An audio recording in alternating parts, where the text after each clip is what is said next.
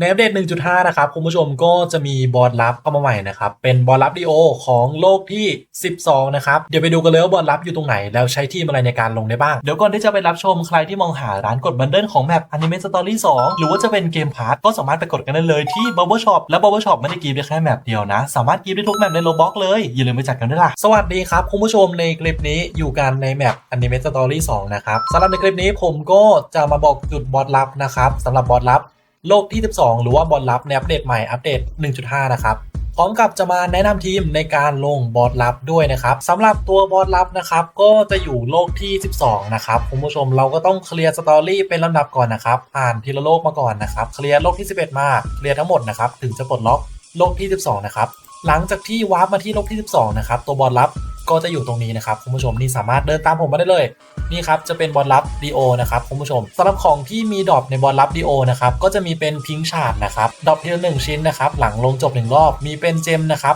120แล้วก็จะมีเป็นอันเบกกิ้งไดมอนด์นะครับหรือว่าพอร์ทัลนะครับคุณผู้ชมโอกาสได้อยู่ที่ 0.1% แล้วก็จะมีเป็นทองกับ EXP นะครับในส่วนของตัวทอง EXP แล้วก็เพชรนะครับมันจะได้เยอะตามระดับที่เราลงนะครับถ้าเป็นระดับฮาร์ดนะครับมันก็จะได้เป็นตามนี้แล้วก็ระดับไนท์แมร์นะครับคุณผู้ชมก็จะได้เป็นตามนี้เลยส่วนพอร์ทัลนะครับทั้ง3ระดับมีเปอร์เซ็นต์เท่ากันหมดครับคือ 0.1% นะครับสำหรับตัวพอร์ทัลนี้นะครับก็จะมีโอกาสได้ตัวละคร DO นะครับเป็นระดับธรรมดาอยู่ที่ 100% นะครับแล้วก็จะมีโอกาสได้ระดับ Shiny นะครับอยู่ที่ 1% นะครับสำหรับตัวพอร์ทัลนี้นะครับก็สามารถลงได้ทั้งหมด10 รอบนะครับคุณผู้ชมถ้าเกิดว่าลงครบ10 รอบแล้วนะครับตัวพอร์ทัลก็จะหายไปนะครับสำหรับพอร์ทัลนี้นะครับมันจะมีความสามารถด้วยครับคุณผู้ชมก็คือศัตรูนะครับที่อยู่ในด่านนะครับจะมีสเตตเพิ่มขึ้น 20% นะครับก็จะมีทั้งหมด3สเตจนะครับคุณผู้ชมก็คือมีบอสทั้งหมด3ตัวนั่นเองแล้วก็สำหรับพอเท่านี้จะสามารถลงกับเพื่อนได้สูงสุดถึง4คนเลยนะครับคุณผู้ชมแล้วก็ในส่วนของพิงชาร์ดนะครับที่ดรอปจากบอสลับดีโอนะครับคุณผู้ชมก็สามารถเอามาคราฟได้ที่ตรงนี้คราฟเป็นเดมอนลิงตรงนี้นะครับคุณผู้ชมก็จะใช้ทั้งหมด200ชิ้นแล้วก็เงิน 30M นะครับถามมาเป็นอันนี้นะครับเมื่อสวมใส่ไปแล้วนะครับจะทำให้ตัวละครที่สวมใส่ได้เลือดเพิ่มขึ้น 30% นะครับในส่วนของทีมที่ผมแนะนำนะครับคุณผู้ชมก็จะมีเป็นตามนี้เลยครับสำหรับตัวละครแรกจะเป็นแอตตาครับอยู่ในช่องลีดเดอร์นะครับตัวละครที่2ไอเซนครับตัวละครที่3มดครับแล้วก็ตัวละครสุดท้ายเทพบิลนะครับคุณผู้ชมเดี๋ยวไปดูในส่วนของวิธีการหาตัวละครแรกก่อนเลยสำหรับตัวละครแอตตานะครับสามารถหาได้จากตู้ซัมมอนตรงนี้ครับคุณผู้ชมตัวละครแอตตาจะเป็นตัวละครระดับมิติกอยู่ตรงนี้นะครับต้อง EVO นะครับคุณผู้ชม EVO 1 ขั้นแล้วก็จะเป็นระดับ Secret แบบที่ผมใช้เลยส่วนวัตถุดิบในการ EVO นะครับก็ที่หายากที่สุดนะครับจะเป็นตัวดาบอันนี้นะครับคุณผู้ชมต้องมาทำเควส Exclusive Load Sauce ตรงนี้นะครับนี่เลยทำให้ครบทุกเควสนะครับถึงจะได้ดาบแอตตาอันนี้มานะครับเควสแรกนะครับก็ต้องซัมมอนทั้งหมด250 ครั้งเควสที่2นะครับ EVO Yuno จากระดับ Mythic เป็น Secret แล้วก็เควสที่3นะครับ EVO Yuno จาก Secret เป็น Ascended นะครับเควสต่อมาครับคือการ EVO Juliet จากระดับ Secret เป็น Ascended ครับแล้วก็จะเป็นเควสสุดท้ายนะครับคุณผู้ชมเอาตัวละครไหนก็ได้นะครับไปคิวในโหมดไหนก็ได้นะครับเก็บคิวให้ครบทั้งหมด 2,500 คิวเราก็จะได้ดาบแอตตามันเลยนะครับคุณผู้ชมตัวละครต่อมาครับสำหรับไอเซนตัวละครไอเซนตัวนี้นะครับก็จะหาได้จากเลทครับคุณผู้ชมนี่เลยจะเป็นเลทนี้นะครับเลทที่1นะครับแอคสุดท้ายนะครับคุณผู้ชมมีการันตีด้วยตัวธรรมดาการันตี 1,000 ครั้งตัวใช้นี่การันตีที่ 10,000 ครั้งนะครับในส่วนของตัวละครไอเซนนะครับหลังจากที่เราได้มาแล้วนะครับก็จะมีให้อีโวทั้งหมด2ขั้นนะครับสำหรับขั้นแรกนะครับก็ใช้เสื้อนี้ในการอีโวนะครับใช้ 10,000 ฮอลโลโทเค็นนะครับสำหรับแต้มฮอลโลโทเค็นตรงนี้นะครับก็จะดรอปจากด่านฟาร์มไอเซนเลยนะครับคุณผู้ชมแล้วก็สำหรับการอีโวไอเซนนะครับเป็นขั้นที่2หรือว่าขั้นสุดท้ายนะครับก็มาที่บิซาร์ช็อปตรงนี้ครับคุณผู้ชมเราต้องเก็บแต้มนะครับในส่วนของตัวบิซาร์โทเค็นนี้นะครับเพื่อเอามาแลกไอเซนออร่านะครับแลกให้ครบทั้งหมด300 ชิ้นนะครับเพราะว่าไอเซนนะครับใช้ของอีโวทั้งหมด300 ชิ้นสำหรับแต้มบิซาร์โทเค็นตรงนี้ก็จะหาได้จากโหมดอินฟินิตี้เท่านั้นนะครับคุณผู้ชมนี่จะเป็นอินฟินิตี้สุดท้ายที่เพิ่งมาใหม่เลยนี่ครับตัวแต้มบิซาร์โทเค็นนะครับแล้วก็อีก2ตัวละครต่อมาครับจะเป็นมดกับเทพบิลนะครับสำหรับ2ตัวละครนี้นะครับก็หาได้จากตู้ซัมมอนเลยนะครับคุณผู้ชมตัวมดนะครับก็จะเป็นตัวรับแล้วก็เทพบิลเป็นตัวละครระดับมิติกนะครับ2ตัวนี้ไม่มีให้อีโวนะครับได้มาแล้วเอาไปปั้นสเตตแล้วก็สุ่มบัฟเล่นได้เลยนะครับคุณผู้ชมแล้วก็สำหรับ4ตัวละครนี้นะครับผมแนะนำว่าให้ใส่ไอเทมเป็นแคนดี้อันนี้นะครับคุณผู้ชมถ้าเกิดว่าใครที่ไม่มีแคนดี้นะครับก็ใช้เป็นไม้เบสบอลทั้งหมดเลยนะครับแต่ว่าผมมีเป็นแคนดี้ผมก็จะใช้เป็นแคนดี้นะครับคุณผู้ชมสำหรับ4ตัวนี้แล้วก็สำหรับตัวละครช่องสุดท้ายนะครับคุณผู้ชมผมมีแนะนำอยู่2ตัวครับเป็นตัวละครตัวเลือกสามารถใส่ได้ทั้ง2ตัวเลยนะครับสำหรับตัวแรกนะครับที่สามารถเอามาใส่ได้นะครับก็จะเป็นตัวละครโกโจ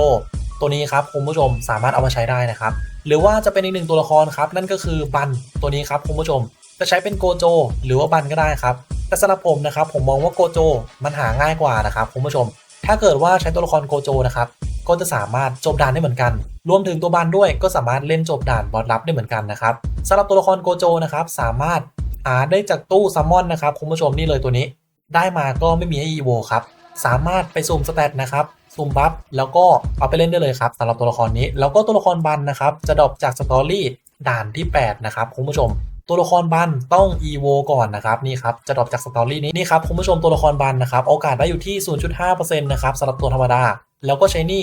0.05% นะครับแล้วก็ของ EVO นะครับโอกาสได้อยู่ที่ 0.1% สำหรับทั้ง3ระดับนะครับก็เปอร์เซ็นต์ดรอปเท่ากันหมดเลยนะครับตัวละครนี้ก็จำเป็นต้อง EVO ก่อนถึงจะเล่นได้ดีนะครับแล้วก็สำหรับสเตตนะครับคุณผู้ชมที่ผมอยากเน้นเลยนะครับก็จะมีเป็นสเตตดาเมจนะครับสเตตคีย์ดาเมจแล้วก็สเตตคีย์ RNG นะครับถ้าเกิดว่าทำได้ทั้ง5ตัวละครนะครับมันก็จะเพิ่มประสิทธิภาพในการที่ทำให้เราจบได้ไวยิ่งขึ้นนะครับแล้วก็สำหรับตัวบัฟ 0.1 นะครับที่แนะนำว่าควรทำ3ตัวก็จะมีเป็นแอตตาไอเซนแล้วก็มดนะครับสำหรับเทพบิลกับโกโจนะครับถ้าเกิดว่าใครที่รีโลไม่เหลือไม่ต้องทำก็ได้นะครับคุณผู้ชมมาเดี๋ยวผมจะมาลองทีมนี้ให้ดูกันเลยครับสำหรับทีมที่มีโกโจเป็นตัวสุดท้ายนะครับผมขอบอกเลยนะครับคุณผู้ชมว่าสแตทมีผลเยอะมากๆนะครับสำหรับทีมนี้นะครับจากที่ผมลองเล่นไปหลายรอบนะครับมันก็จะจบไวสุดอยู่ที่12 วินาทีนะครับแต่ในส่วนของตัวละครแอตตากับไอเซนต้องโจมตีติดคริติคอลนะครับถึงจะจบไวนะครับคุณผู้ชมมาเดี๋ยวผมจะมาลองให้ดูเลยครับสำหรับทีมนี้นี่ครับแอตตาก็จะเป็นตัวเปิดตัวแรกนะครับแล้วก็ไอเซนตามนะครับนี่ครับตีไปเหลือ1,100,000นะครับคุณผู้ชมเหลือ800,000แล้วครับเรียบร้อยเหลือ200,000ครับรอบนี้จะจบ12 วิหรือเปล่าไม่จบครับเมื่อกี้แอตตาไม่ติดคีย์นะครับรอบนี้จบ17 วิครับเดี๋ยวมาลองอีกรอบหนึ่งครับคุณผู้ชมนี่ครับมาดูอีกรอบหนึ่งนะครับเหลือ700,000นะฮะรอบนี้แอตตาน่าจะปิดได้แล้วนะครับคุณผู้ชมเรียบร้อยครับ12 วินาทีครับไม่ต้องถึงแอตตาครับเพราะว่าสแต็กมดระเบิดดาเมจพิษนะครับแล้วก็สำหรับอีกทีมหนึ่งนะครับที่ใช้บันแทนโกโจนะครับสำหรับทีมนี้จบได้ไวมากๆนะครับไวกว่าทีมได้แล้วนะครับใช้เวลาจบแค่10 วินาทีเท่านั้นถ้าเกิดว่าแอตตากับไอเซนโจมตีติดคริติคอลนะครับสำหรับทั้ง2ทีมก็มีเงื่อนไขนะครับถ้าเกิดว่าอยากจบไวก็ต้องพึ่งกัน2ตัวนี้มันติดคลิบ่อยๆนะครับคุณผู้ชมมาเดี๋ยวผมจะมาลองให้ดูนะครับสำหรับทีมนี้แอตตาก็จะเหมือนเดิมครับเป็นตัวเปิดก่อนนะครับคุณผู้ชมไม่ติดคีย์นะครับไอเซนไม่คีย์ครับคุณผู้ชมแล้วก็ทีมนี้ถ้าเกิดว่ามันไม่คลิมันจะจบช้าเลยนะครับคุณผู้ชมสำหรับข้อเสียของทีมนี้นะครับแต่ถ้าจบไวก็จะไวกว่าทีมแรกนะครับแต่ถ้าพูดถึงเรื่องความเสถียรผมว่าทีมแรกมันจะเสถียรกว่านะครับคุณผู้ชมนี่ครับคุณผู้ชมเห็นไหมจบ22 วิเลยเดี๋ยวมาลองดูอีกรอบหนึ่งนะครับเหมือนรอบนี้จะจบไวได้ครับเรียบร้อยครับ10 วิครับคุณผู้ชมแต่ว่าตัวทีมนี้นะครับกว่าจะติดรอบหนึ่งก็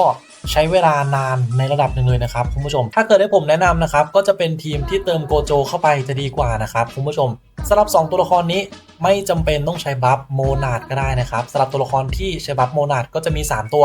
ขอย้ำอีกทีนึงนะครับคุณผู้ชมและถ้าเกิดว่าใครที่เห็นว่าคลิปนี้มีประโยชน์นะครับผมก็ฝากแชร์คลิปนี้ต่อให้กับเพื่อนๆด้วยนะแล้วก็อย่าลืมกดไลค์และกด Subscribe ผมกันคนละทีด้วยแล้วไว้เจอกันคลิปหน้าครับ